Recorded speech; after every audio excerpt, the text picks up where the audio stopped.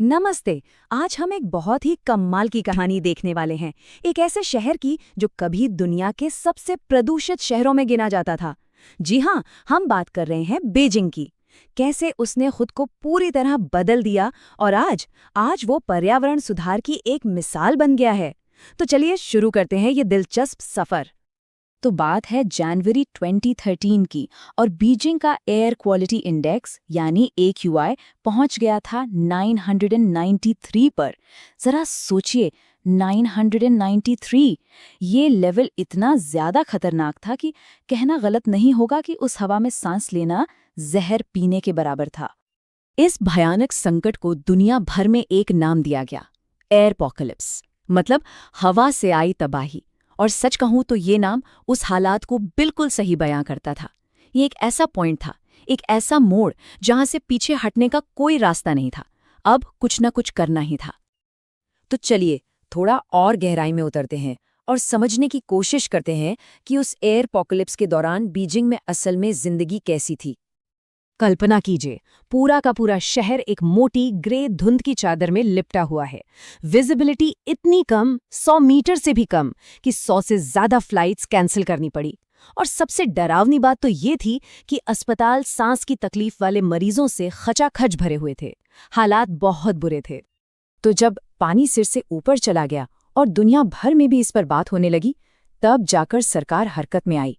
और यहीं से शुरू हुई उस बदलाव की असाधारण कहानी। तो 2013 में सरकार ने लॉन्च किया क्लीन एयर एक्शन प्लान। अब देखिए, ये कोई छोटा मोटा फैसला नहीं था। ये एक जबरदस्त, पूरी तरह से सोची समझी रणनीति थी प्रदूषण की हर एक जड़ पर सीधा हमला करने के लिए।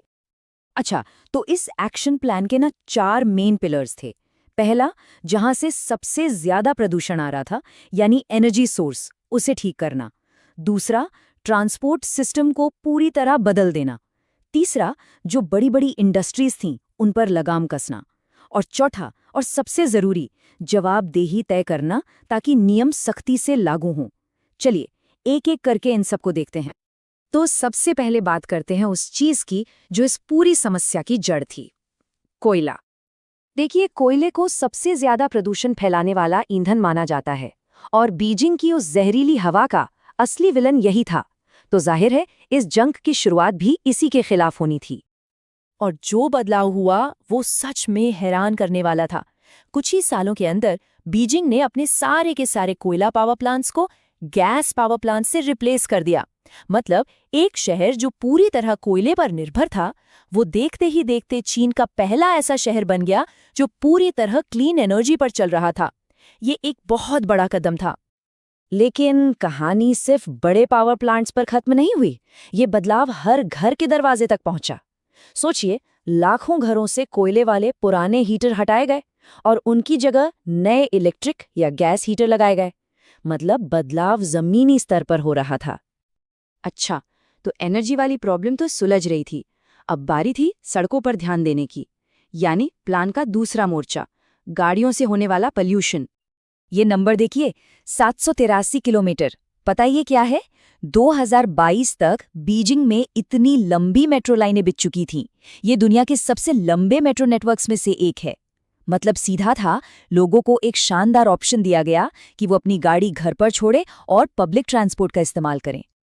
और अब ये दूसरा नंबर, 12,000। ये क्या है? ये हैं वो इलेक्ट्रिक बसें जिन्होंने शहर की हर एक पुरानी धुआं उगलती डीजल बस को सड़कों से हटा दिया। रातों रात पूरा का पूरा बस फ्लीट इलेक्ट्रिक हो गया। तो कुल मिलाकर देखें तो ट्रांसपोर्ट का पूरा चेहरा ही बदल दिया गया। एक तरफ विशाल सबवे नेटवर्क, दूसरी तरफ सारी बसें इलेक्ट्रिक, और साथ ही लोगों को इलेक्ट्रिक कारें खरीदने के लिए भारी भरकम सब्सिडी भी दी गई। प्लान तो बहुत अच्छा था, लेकिन असली सवाल तो ये था कि इसे लागू कैसे किया जाएगा। तो चलिए देखते हैं कि कैसे सख्त निगरानी और एक बहुत ही अनोखे सिस्टम ने इसे मुमकिन कर दिखाया। सरकार ने एक्शन लेने में वाकई कोई कसर नहीं छोड़ी। 2017 आते आते 2000 से ज्यादा प्रदूषण फैलाने वाली फैक्ट्रियों को बंद कर दिया गया। इतना ही नहीं, शहर में 35 हाईटेक मॉनिटरिंग स्टेशन और 2000 से भी ज्यादा छोटे छोटे PM सेंसर्स लगाए गए। ये सेंसर एक तरह से जासूस का काम करते थे। कहीं भी पोल्यूशन बढ़ा नहीं कि फौरन अलार्म बज जाता था। और अब आता है इस पूरे प्लान का सबसे दिलचस्प और शायद सबसे असरदार हिस्सा। सरकार ने सरकारी अधिकारियों के प्रमोशन का सिस्टम ही बदल डाला। अब किसी अफसर का प्रमोशन इस बात पर डिपेंड करता था कि उसके इलाके में हवा की क्वालिटी कितनी सुधरी है।